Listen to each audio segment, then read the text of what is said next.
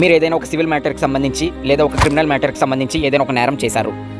అయితే మీపై ఒక ఎఫ్ఐఆర్ అనేది నమోదయ్యింది. పోలీసులు మిమ్మల్ని అరెస్ట్ చేసి తీసుకెళ్లారు.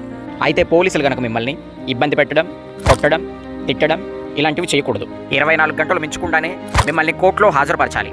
మీపై ఎఫ్ఐఆర్ అయిన మరుక్షణం మరుసటి రోజు మిమ్మల్ని కోర్టులో హాజరుపరచాలి. అంతేగాని మిమ్మల్ని కోర్టులో హాజరుపరచకుండా మిమ్మల్ని జైల్లోనే ఉంచి మిమ్మల్ని జైల్లోనే నిర్బంధించి మిమ్మల్ని కనుక చిత్రహింసలు పెట్టినట్లయితే వాళ్ళపై మీరు కఠినమైన చర్యలు తీసుకోవచ్చు.